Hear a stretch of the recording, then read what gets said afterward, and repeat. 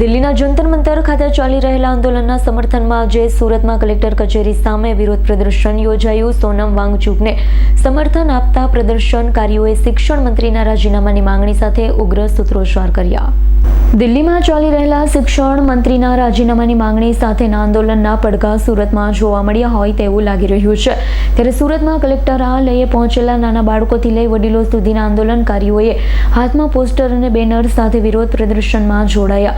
પ્રદર્શનકારીઓએ શિક્ષણ મંત્રી રાજીનામું આપોના નારા લગાવી પોતાની માંગણી ઉઠાવી। દિલ્હીના જંતર મંતર ખાતે ચાલી રહેલા આંદોલનને સમર્થન જાહેર કરતા લોકોએ શિક્ષણ વ્યવસ્થાને લઈ અસંતોષ વ્યક્ત કર્યો છે। સરકારને યોગ્ય નિર્ણય લેવા अपील करी हती। આજે જે જંતર મંતર ઉપર જે સોનમ વાંગચુક છે એ જે અનશન પર બેસેલા છે તો આટલા દિવસ 1 મહિના સુધી બેસેલા છે તો અત્યાર સુધી એમના માટે જે પ્રશાસન રૂલિંગ પાર્ટી છે એ બી એ જગ્યા પર બેસેલા છે દિલ્હીની અંદર જ્યાં આપણી દેશની સંસદ બધું આવેલું છે તો ત્યાં એમને કોઈ પ્રોટેક્શન કે કંઈ મળ્યું નથી અને આટલા 1 મહિના સુધી અનશન પર માણસ બેસે તો કોઈ રૂલિંગ પાર્ટી કોઈ ઓપોઝિટ પાર્ટી કોઈ એક્શન પણ નથી લેતું। તો આજે કઈ રીતે તમે રજૂઆત?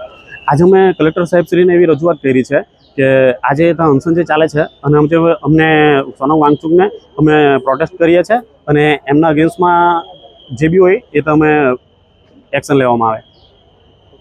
Bureau report S9 news Surat. અમારી તમામ માહિતીથી અપડેટ રહેવા માટે જોડાયેલા રહો S9 ન્યૂઝ સાથે।